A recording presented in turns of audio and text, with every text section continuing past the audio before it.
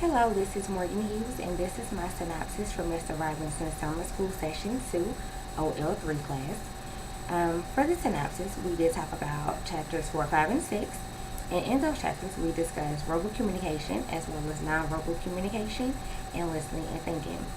So, starting with chapter 4, we mainly discussed communication and how it affects our relationships as well as our feelings. It plays a part in our everyday lives as well as our interactions. Um, we also discussed the language, the elements of language, which would be things like sound, grammar, and meaning. And lastly, we really touched base on ways to keep misinterpretings from happening, and ways to keep our communications, I guess you could say, enjoyable or interesting. People tend to lose interest. I know for myself, sometimes my attention span can be a little short. So if it's interesting, um, I have more of a chance to actually pay attention and stay engaged with what is being said to me. So moving on to chapter 5, we did discuss the difference between verbal and nonverbal communication, i.e., of course, verbal would be you talking, and nonverbal would be your body language as well as gestures or the timing of what you're saying, facial expressions. I know for myself, when I talk, I do move my hands a lot. I also make facial expressions, which can sometimes be interpreted a little wrong, and I've been currently working on that. I related to chapter 5 a lot. As I read the chapter, I noticed a lot of things that I do, and it's not on purpose. It's just some things that I noticed. It kind of brought it to my attention as I'm reading it. It's like I was somewhat looking at myself on the pages because I could relate to the facial expressions and the gestures. There are characteristics of nonverbal communication. A few of those characteristics would be it's related to your culture. It's also constantly occurring, whether you mean for it to or not. And it's really important in terms of expression. Whether we mean to or not, if you walk into a room and you make eye contact with someone, a simple thing is, little as not smiling at that person could really imply something negative.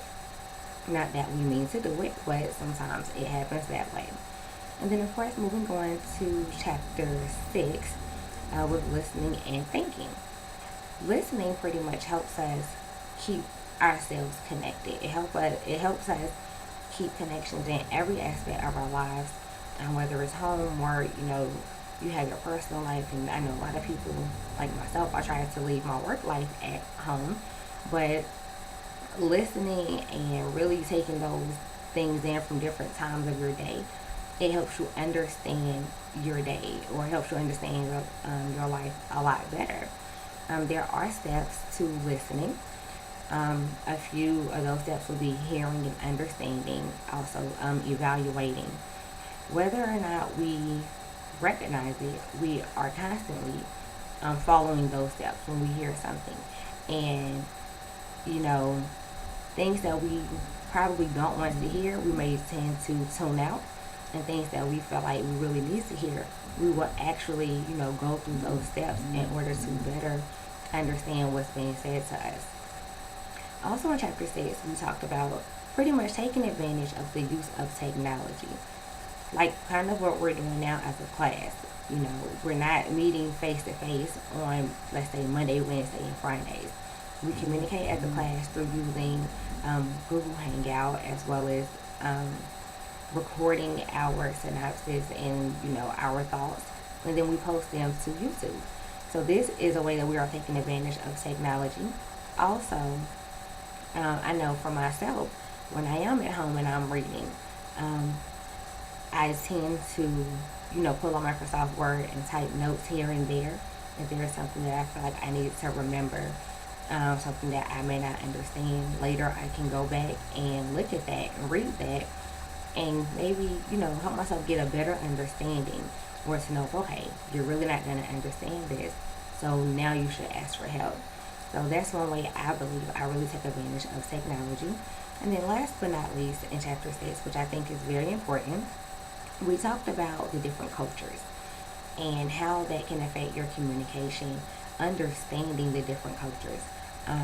There are some cultures who are very similar, there are some that are very different. But with that being said, you take the knowledge of knowing the similarities and differences, and you use those to your advantage. If you don't understand what someone is saying, maybe they're from a different culture, it's not necessarily a bad thing. That gives you a chance to ask questions and, gain more knowledge on a culture you never really knew about.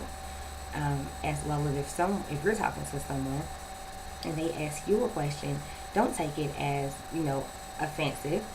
Just help them to understand, because we are all from different cultures, and we may understand something from one person than we understand it from a different person.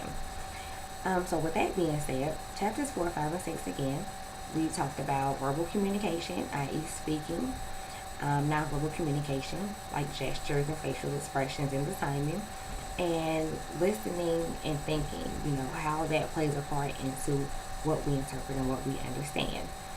So, I thank you so much for listening to my synopsis. I hope you guys continue to have a great day, and I look forward to hearing your feedback. Thank you.